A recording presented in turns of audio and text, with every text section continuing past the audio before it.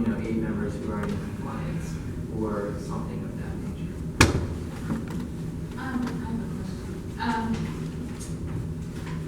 Is there some kind of report on the neighborhood council system that you all generate that has stats on, different aspects of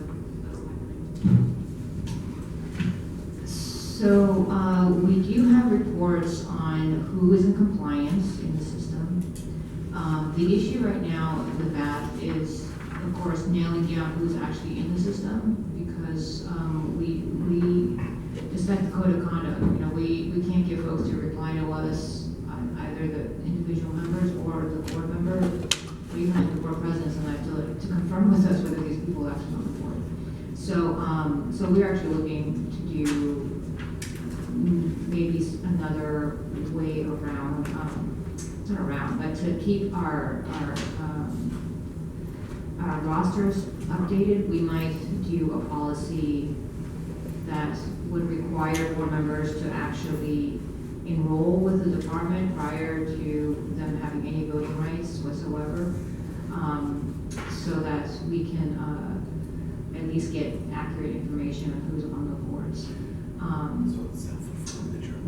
This month we started monthly profiles. We started sending neighbor councils information about how much money they had left, how many community impact statements they filed, how many agendas did they post for that month, and also a list of who we have on their board, what dates their trainings were completed, if they were completed, and then a list of the cases that we have open for them. And we want to do this on a monthly basis to make sure that everyone is aware of who we have listed on their board and what their status is in terms of funds and community tax statements and agendas.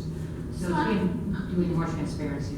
Yeah, and so I'm wondering if you could share that. I mean, this kind of relates to email exchange that issue that Commissioner Lippman raised, which is the best practices questionnaire and how complicated that is. And I feel like if we have data on the neighborhood councils, then, that conversation in the field can just be about best practices. It doesn't have to, we don't have to get, those in-depth stats. So would it make sense? And then we could be proactive too if we see like a red flag on those documents. Yes, so I'll talk to Stephen and see if we can start putting together those types of reports for the commission, and we can again incorporate that into the monthly profiles that we're already sending to the council, so that they know too. Because sometimes neighbor councils, they don't know if their treasurer submitted something or not, or if it was complete, or if they're following up, or anything like that. And then it just becomes, well, the department's not doing anything. Right. When then we find out later, well, their treasurer actually never submitted the paperwork. Right. So this is like part of trying to keep everybody on one page. Yeah, I think that would be great. Commissioner Shaver. A quick question in relation to what Commissioner Grant said. I've been to different neighborhood councils, and the question comes up of who's eligible, and the answer is, well, I submitted the documents. It's not my fault. It's not on the roster. And I found that when some people, one, have sent it God knows where. Others don't understand if they take the ethics exam, online, that it no longer comes to the department. They've actually got to submit it one way or another to the department to get it on, and who they submit it to. But the question becomes, whose word do we take somebody's word for it that it was done? Is that, or would it be better just to go off the rosters? Because that's what I do, is I go off the roster itself. If it's not there, I say, what are you doing with these people who aren't up there? Right. Sometimes the way it's structured right now, a board member could potentially take something right before the meeting and it be completed on their part and not updated on ours because right before the meeting. So, I always say, trust your board member, and then if the next month it doesn't get, updated, then there's an issue that we have to look into. But just note this too, is that we are working with personnel to get all of the trainings onto their e-learning system. They have like a e-university for all of the city staff, where we take our trainings, they are able to capture everything, and provide real-time lists when somebody has taken something. So we have already done the first part of assigning all board seats, the numbers. So all board members will have a number associated to their board seat, and then they'll be registered into this e-learning system. But that's likely, I would say, at least six to 8 months off. Our hope is to try to get that ready for when the new boards are seated after the 2016 elections.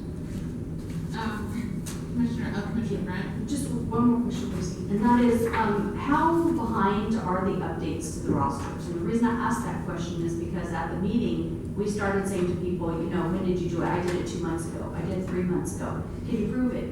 Yeah, they had certificates. So I've told them, send them to me, and I'll help follow through on it. But that's not the system, and that's not the way it's supposed to work. So my question to you is, what can we do in the meantime? No, it's great that you asked them for that information, because all of our stuff is updated now. The numbers I gave you are updated at least weekly. So whatever we have is what we have. So if these folks, these 8 folks that you're talking about, like they're missing ethics, is that if they're missing ethics, some of them didn't realize that the new ethics training, they actually had to mail or email us the new certificate, because that certificate was from the state agency that is administering, and it doesn't automatically come to us anymore. Can I take a look at any other comments? Okay, Evelyn Bailey.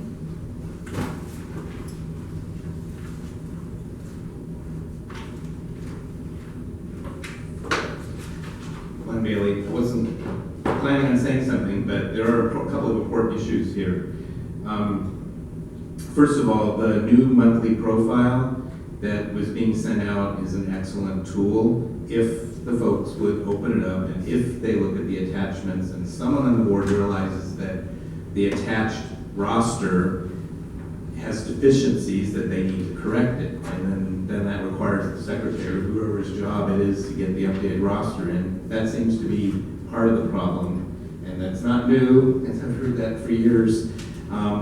But as part of the budget process, my understanding, we're required to submit a new updated board roster as part of the budget, and I suggest enforce that from day one, July 1. You don't have a new board rostering, your fund, you don't get your new funds, because we need that board roster for all these reasons. It's not a big deal if you just keep up and make the changes. Number 2, code of conduct. So I was given a list several weeks ago by Jay. He was covering some, and so I helped with a few of the folks, and some things I found, especially for the councils that I knew, was that there were a number of people who were no longer on the board, and they had not been on the board. I know one in Lake Buffalo had resigned like end of October. So to me that means, and there was actually a couple of resignations. So to me that means that particular neighborhood council either didn't submit their updated board roster or it didn't get processed, because from October until, in this case it was May. Another neighborhood council appointment that I helped out was a board member.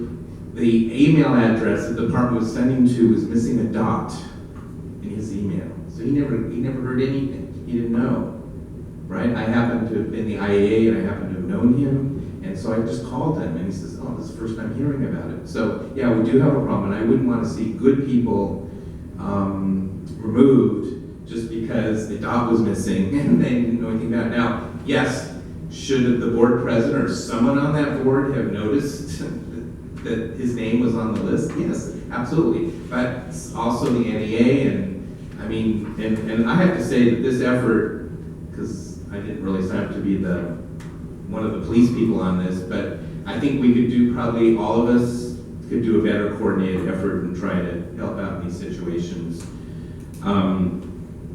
The other thing I just wanted to say was,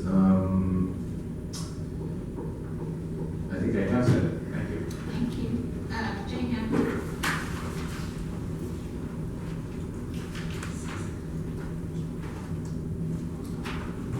You can just do your report too. Oh, thank you. Jay Handel. First thing, so talking about neighborhood councils and their issues and things that are going on. In the last week, I visited 2 neighborhood councils. One of them is very small and you can't see it, but looking at the actual rules that we have, their bylaws and our code of conduct, 8 of their board members are eligible and should have been removed from that council. Now, this is a council that in the last year had 4 no quorum for their monthly meeting.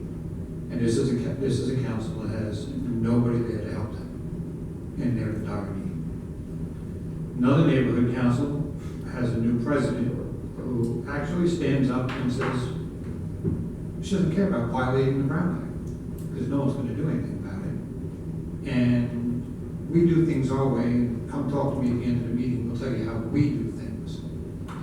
So the lack of staffing and the lack of deploying anybody out to really where they need to be at this point is causing these problems. The rosters, I've been chasing rosters, Ivan's been chasing rosters, I think Glenn's been chasing rosters. You've got people out there who just say, I'm not going to do it. And I think when you guys have to start looking at changing some policies, and you got to start putting some punitive action in to be sure that when they don't uphold the rules, they don't just get to say, well, it doesn't matter, they're not going to do anything to me. If they don't have funding and they don't have ethics, they, not being allowed to vote, they don't care if 2 people vote on a $25,000 right. They don't care because they know they can do it. So you need to change your rules, whatever it is, whether freeze their funds or kick them off after 90 days. But you need to do something because they're not obeying the rules. Code of conduct, they're all supposed to be gone already. If they're not gone, they should be. This one particular council, I got 3 who never show up and should be off based on the fact that your policy says as of a certain date they're gone. The letter should be out, they should be gone. The bottom line is, we know there's not enough staff. That's a given, we can all stipulate to that. But we also know that we're in a mess out there right now.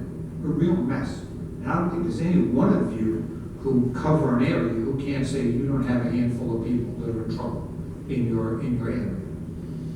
So, I think there has to be a more concerted effort for the department to work with the commissioners, and the commissioners and the department to work with staff, and the staff to work with C4C, and to get full deployment of everybody out into the field.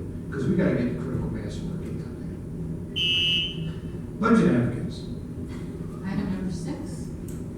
So budget advocates are rolling, hopefully this afternoon when you all break, we're going to meet for 15 minutes or so and talk about your roles and responsibilities and trying to help us with the budget advocate process, the budget day. We've got about 90 people registered so far, which, believe it or not, is right on target for where we are annually. Everything is lined up. We have our featured speaker will be Council President Herb Weston. Mayor will be out of town.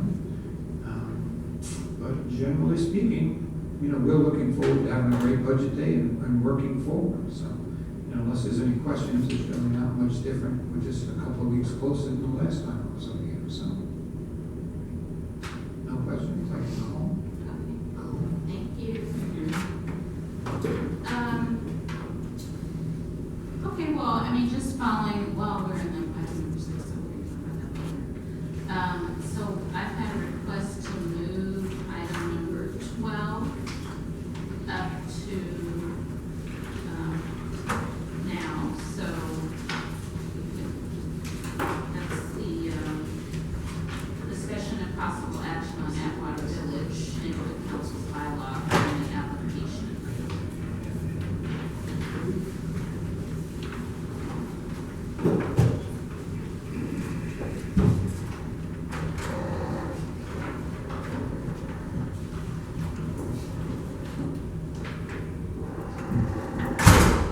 Good afternoon, Commission. Leila Campos, Department of Neighborhood Empowerment, Director of Field Operations. So I'd like to just say thank you so much for your flexibility and your willingness to come together every time we ask you to. to help us process and move these changes that are so important for the neighborhood councils forward. If all the changes that we're asking for today go through, that'll make it 15 board structure changes that you approve. So that's a nice metric. Thank you so much. Okay, so we do have someone from the Atwater Village Neighborhood Council. Thank you so much for coming in. And to the question earlier, indeed we don't send a mass email saying, you know, you're going to have your item heard, but the staff work on the ground with the group, and so the group is aware. And I know in the case of Atwater Village, I know they were asking which board meeting are we going to be going at, and so it, you know, it varies depending on whether we have the opportunity to come out and speak. So I don't know that there's necessarily a rule that says they have to be here. It's always helpful when they are, but we are doing our This best. is a challenging one anyway. It is, because you're right in the middle of the day. Yeah. So anyway, without further ado, so the department received a request to change the board structure for the Atwater Village Neighborhood Council. The board is essentially reshuffling some positions. They are keeping the board size at their number will remain at 17. What they are asking for is an increase in their North Atwater area seats from 2 to 4, an increase in the Central Atwater area seats from 2 to 4, an increase in the South Atwater area seats from 2 to 4. They are decreasing the residents representative seats from 2 to 1, decreasing the community group nonprofit seats from 2 to 1, decreasing the church religion rep seat from 2 to 1, and in the process they are also renaming the church religion rep seat to faith-based organization rep seat. So now that's going to read faith-based organization rep seat, and that is again that's being decreased from 2 to 1. They will be renaming the school rep seat to education rep seat, and they are removing altogether the parks and recreation representative seat and the 3 special interest representative seats. That's being turned into one at-large position. That gives you the 17 positions that we are talking about. And when, you know, I'm glad the applicant's here. As you've seen, a lot of the changes that are coming before you with respect to board structure adjustments has to do with seats not being typically filled, you know, and getting away from the very specific seats to more general seats to really ensure that the boards are fully operational and not have any quorum issues. But I would like to defer at this point to the applicant so that they can further get into details as to why they're making this change. Good afternoon, fellow commissioners. My name is Edward Morrissey. I'm with the Atwater Village Neighborhood Council. I'm also chair of the Governance and Election Committee, so our committee was responsible for moving these bylaws amendments forward and getting approval. Just to follow up on what Dunn has said, we did get notice from Dunn, so we appreciate that very much. We also appreciate the commission's handling this and taking this matter out of priority. I know you guys have a long meeting, so thank you very much. A few of the things I'd like to just expound upon that Dunn has mentioned as far as the area representative seats. Those previously were just resident seats. We are now expanding the definition of that as Dunn has mentioned. So the qualification for that is live, work, or own real property. That's of course to get more engagement from our stakeholders. Also, with the elimination of the seats, just to let you folks know, we felt that the elimination of the Parks and Rec seat made sense because that's really not a stakeholder. And also the 3 special interest representative seats that we're eliminating, we felt also made sense because those really aren't elected by the stakeholders, just appointed by the board. If you folks have any more questions, I'm happy to answer any of the questions you may have. Commissioner Schaefer. Very quickly, if I may, looking at your current bylaws and looking at these, I just wanted to make sure. With regards to the new positions of community group, nonprofit, faith-based, education, and at large, who is eligible to vote for those, each of those? I know that you have the others are very specific. Yes, that's correct, and thanks for pointing that out. One of the changes we did make to the existing, I guess, specialized stakeholder seats is we instituted specific requirements tied to that specific stakeholder. So for example, the business representative must have an ownership interest in or be an employer agent of a business or rep located within the A, B, and C boundaries. Previously, all of these, that's the business representative seat, the nonprofit, the faith-based and the education representative seats were all at large. So we thought it made more sense for these folks to have skin in the game for the representatives that they will be representing, the stakeholders that they will be representing rather. I would also note that we did have some discussion on our end with regard to the requirement for the faith-based organization seats. We did consult with City Council, Mr. Martinez, so that was fine. Okay, maybe it wasn't quite clear.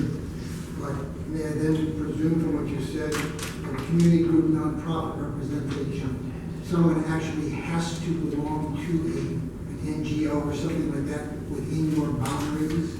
No, with respect to the nonprofit, it largely tailors the stakeholder eligibility requirements. So it would be somebody who belongs to an NGO that either located within that area or considers Atwater Village within its service area.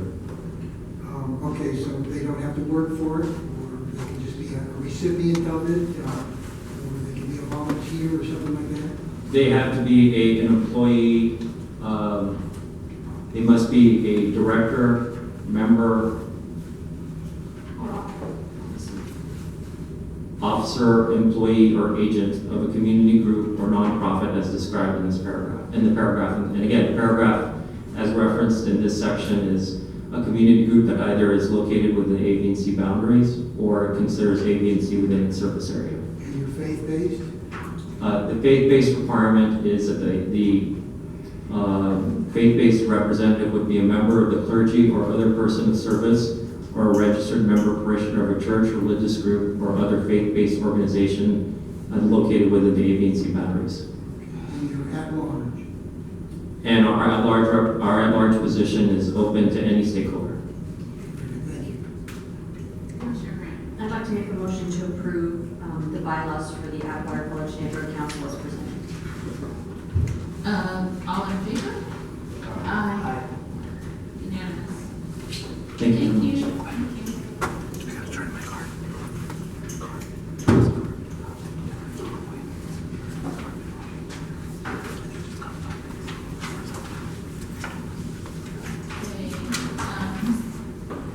Okay, so we'll move back to the agenda as written. So we're going to item number 7.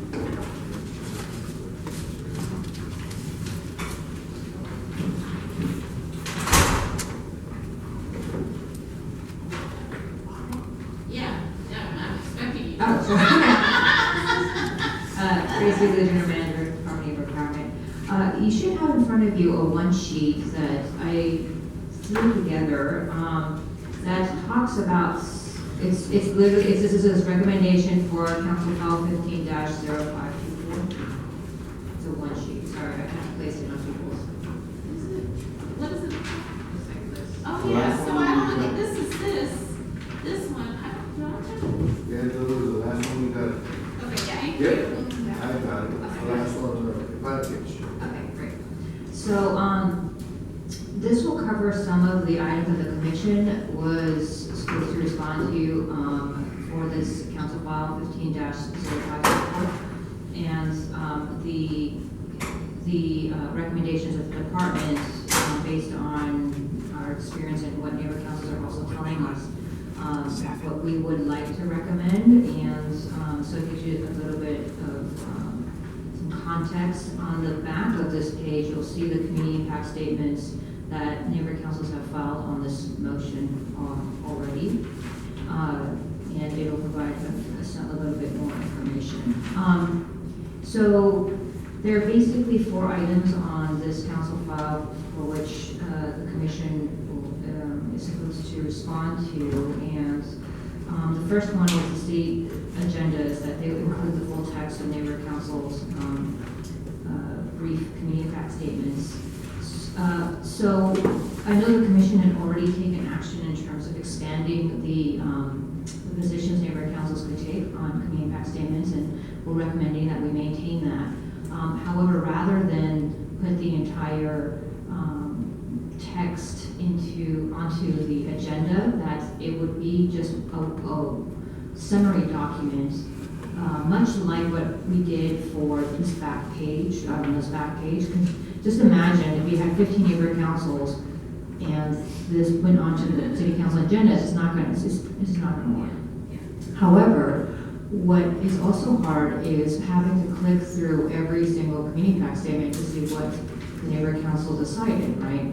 So what we would like is to recommend is that you maintain the position, and then have one summary sheet of all the community impact statements. That's so much to click on and take a look at. And that's something that the city clerk would have to maintain and keep updating. And we have been in contact with them, and that they were open to doing something like this. So that's likely our recommendation on this item. Yes. Was there any recommendation with regards to the full text being somewhere where it can be accessed? So the full text this is full text, what you have in the back for community impact statements. Actually, I didn't put the entire thing, in terms of the time it came in and all that. However, the full text basically would be in that narrative. Yes. Okay. Commissioner Lippman? I know at the state level with a piece of legislation that they will list organizations in support and against a certain piece of legislation at a committee meeting. And so, yeah, I think a summary, it's just a summary. I mean, those organizations all submit letters of support or against. So I think a summary is a good way of going about it. In some cases, it's the mover of that motion, the sponsor of that motion that actually collects those letters of support for or against. So it may actually be something where, the mover of a certain council file, rather than the city clerk, be responsible for getting that information. That could, and you know what, they do that, and you're right. We did see one on the Greek Theater. We did see that happen where one of the proposed vendors did go and try to collect as many as they could. Because some of them, because the neighborhood council sometimes will take action and they will forget to file a community impact statement on it, or they file it too late because the community impact statement must come in prior to the city clerk posting the agenda. So they have to have that. If they're posting agenda on Friday, some neighborhood councils think that, for a Monday meeting, some neighborhood councils think that they can get their community impact statement in on the weekend, and that it will go, and it's not, it won't. So that did happen in some cases. However, obviously we want an official record of it, so we're going to encourage neighborhood councils to continue to use the community impact statement system. I think we will have to do maybe a training on the difference between for if amended and against unless amended, because I think neighborhood councils have kind of shied away from those two options because they're kind of like flip side of the coin of it, just depending on how you argue your motion, I suppose. So in regards to number 2 about, yes. What about the recommendation of the city clerk notifying neighborhood councils when its CIS is dropped off? That happens when they make it sometimes an S2 or things like that. All of a sudden it goes away. So I believe clerk is still open for that, and in my apologies, I did neglect to add that into recommendation. It would take staffing on their part to follow up with that, but I will confirm with them before we finalize our report about this, whether or not they can actually do this in a timely manner. The second issue is the neighborhood councils and neighborhood council alliances addressing the city council and its committees, city commissions, and that they be granted up to 5 minutes of time separate from general public comments to present an official view of the NC Board of Alliance. And that they receive priority. And we basically recommended that this be the case, that separate time be set aside for neighbor councils or alliances to provide feedback and ongoing dialogue with the council committee or commission members. And that this, we'll also say that this happens after immediately after they do the presentation, because what we've heard from neighbor councils is sometimes, obviously, they wait 2 or 3 hours and they're at the end of some public comment line. Right, and so that neighbor councils are basically treated like the city entity that they are, and that they have that place at the table, that they can still maintain an ongoing dialogue.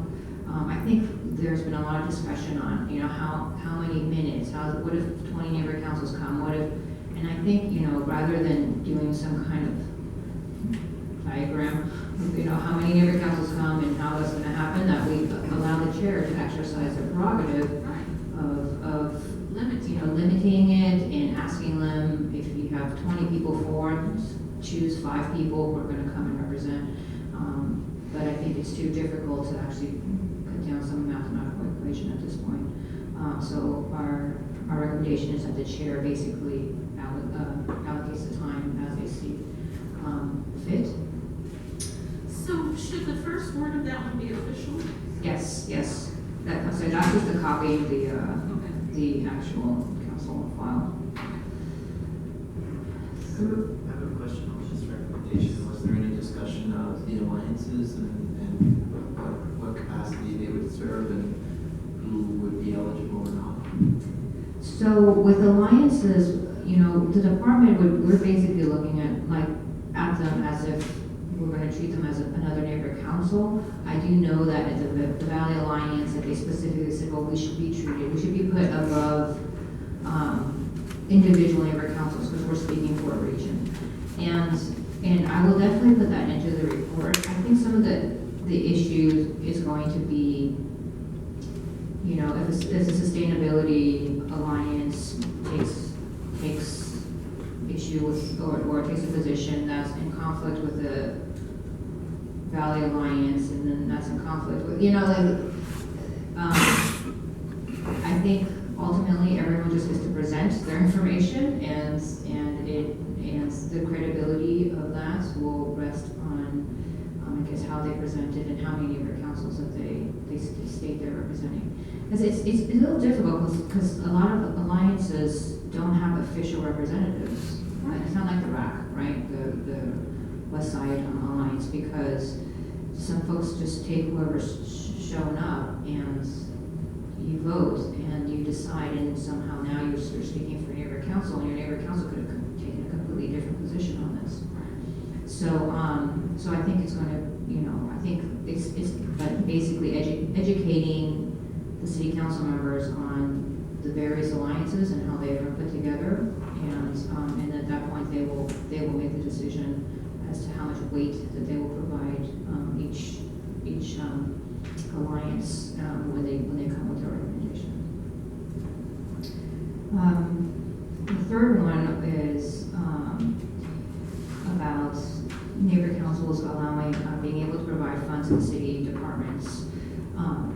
And there was some guidance in terms of how that is, and we're generally in support of that. We have talked to the Controller Ron Gilbert about this matter, and he actually suggested that he would like to see something that is online, that's something that's more visible, and that's almost set up like a wedding registry in that sense, where various departments will state their needs, what they would want, and provide the public benefit for it, and that it would have to be signed off by their managers prior to being posted up there. And that neighbor councils could then see and then select what they would want to possibly assist with. So he was willing to try to pilot something like this for us, or with us rather, in the next year or so, and we're supportive of that.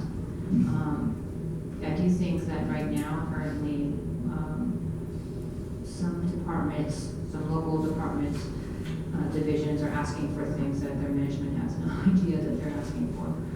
So there does have to be some type of better process with that. I wonder, if it makes more sense strategically to think about the neighborhood councils giving money to the city departments as a partnership, so it's not just, here, let's, give you a grant, whatever, but like, how can we partner to provide this service to the community?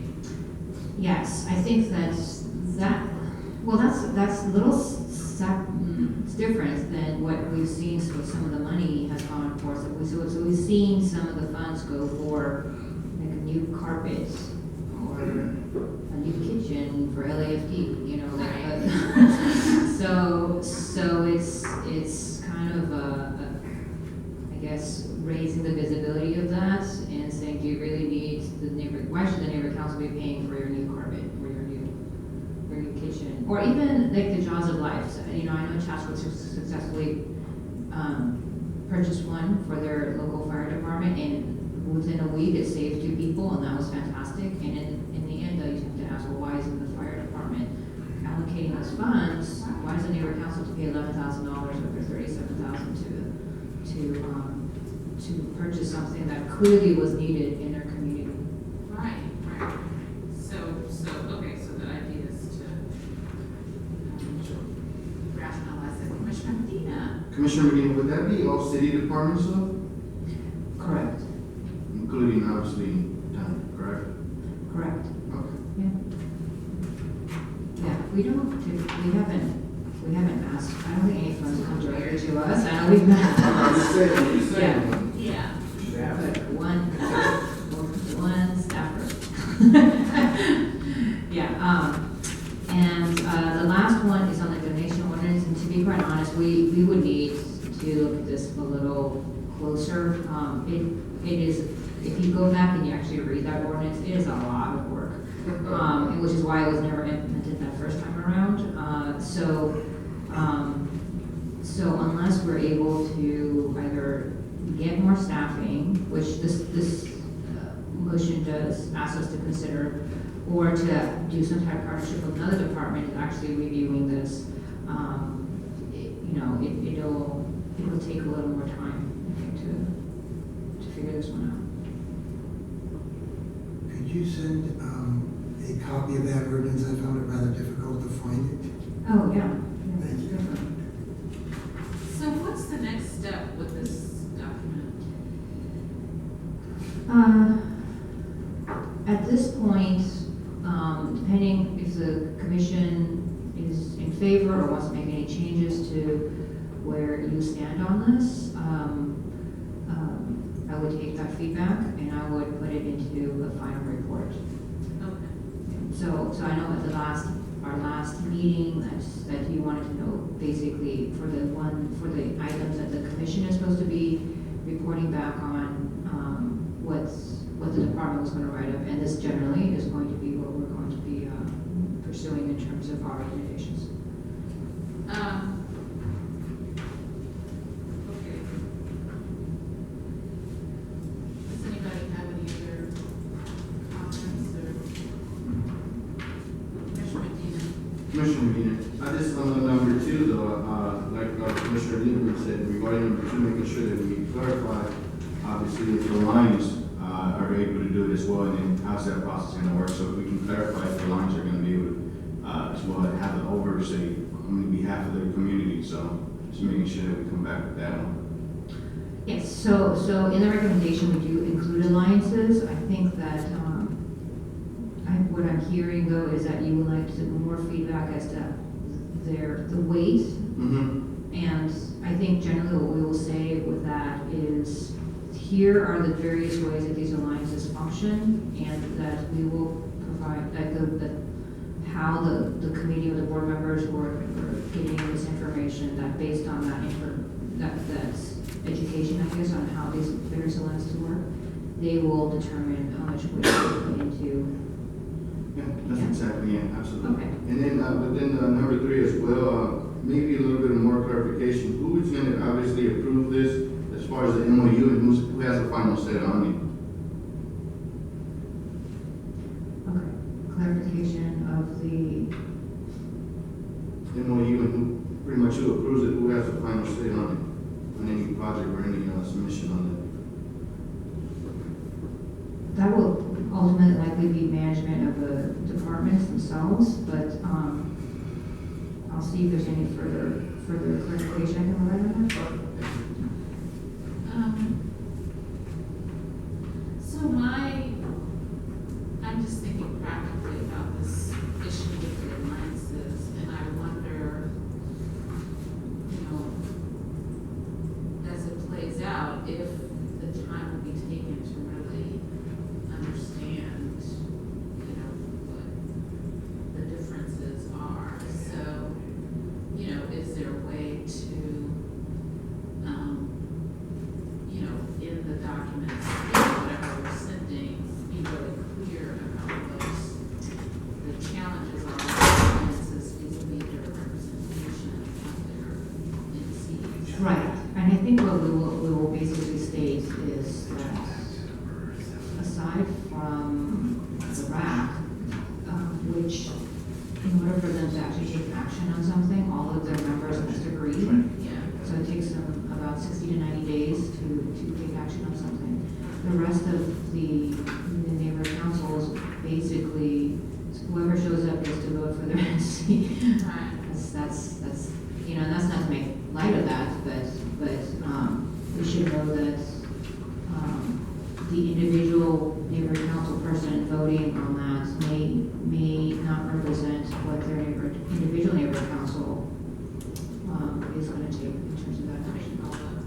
So could we, I mean, is there a way to have an official, could we say official positions, like, so that they upgrade the process, so that, you know, they do poll everybody?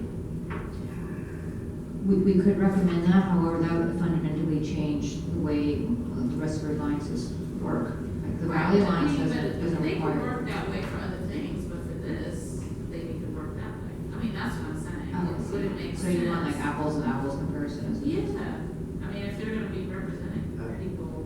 I think that's what I was gonna just add, but you know, the thing is, it's not necessarily saying, I mean, this, I think, you're offering essentially a really nice carrot, which is, hey, if you take a position, you get to submit a council file and speak at, you know, at council meeting. That's a pretty significant step for legitimacy for neighborhood councils.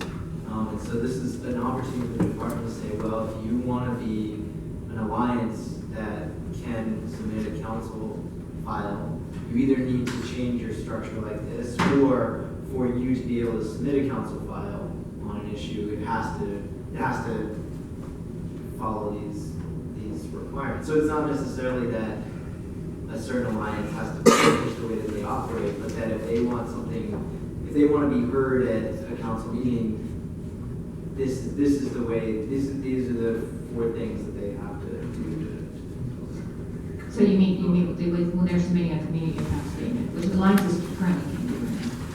Yeah, if they're going to be, well, if they can't do it right now, then if they're going to be allowed to do that, then I think it needs to be clear what they need to do to be able to do that. Because what makes, just in a hypothetical, what makes them, if a group of people just show up at a meeting and vote in a certain way, what makes them different than a group of folks who show up at a council meeting and say, you know, we want, you know, why are they different from that? Why are they part of the city infrastructure and should be given a special time? Is the way that I'm seeing it. I could be moved off my position, but that's how I see it. Commissioner Schaefer, Commissioner Grant. I think first we have to distinguish between the CIS and speaking before the city council. And this is speaking before the city council. And, there are differences amongst all the alliances. I've been very involved in at least 2 of them.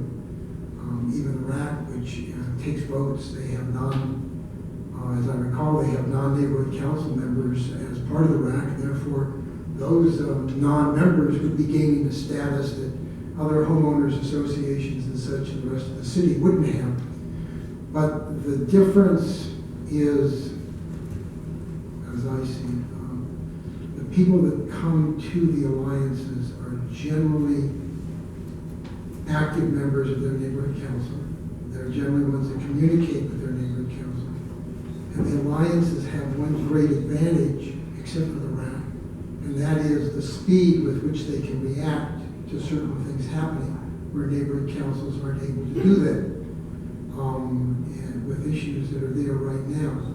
So to that extent, I think that having the alliances be able to come in, to the extent that everybody knows that the vote that was taken is the vote of those neighborhood council members who were there on that particular day, and everybody would have to realize that. But you at least get some type of representation of a pretty good cross-section of neighborhood councils, either in the valley or in the city or on the west side or down the harbor, who are saying something with regards to an issue. And to that extent, I think it would be important to allow the alliances to come forward and have that time.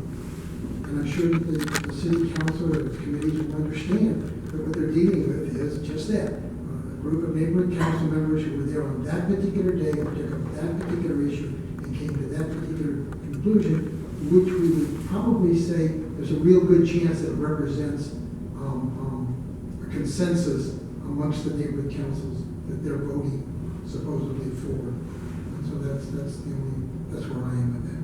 Commissioner Grant? Yes, and I would like to add, I also attend a lot of alliance meetings, including that of Plan Check NC. And Plan Check is a group of people who are together that deal with land use issues across the city and represent their neighborhood councils. To not include them because they don't have the structure, when they are the ones who have the most knowledge of the building issues that are happening across the city, to me would be really a negative decision to me. Also, more structured and including all neighborhood council members, different from RAC, is budget advocates. Budget advocates is more structured than anybody else, and they have more meetings than anybody else, and yet they also need to be, you only mentioned RAC, but budget advocates is actually more structured than RAC is, and it's all neighborhood council people. So I think that the conversation can continue because we're not going to be able to make the decision anyway. But I think that we should continue to keep it open for all the alliances, because you know, Gracie, from going to BONC, and you know from going to Link, that you can walk into that room, and 90% of the time it's the same people in that room. They are the people who have been continuing to support those alliances and to be the voices of their communities and their regions to City Hall in different aspects. So I think that at this point, they should all have an equal seat at the table, however they are structured at this time. With, like you said, the council members know, they should be able to weight them themselves. And many of them attend those meetings and speak at them.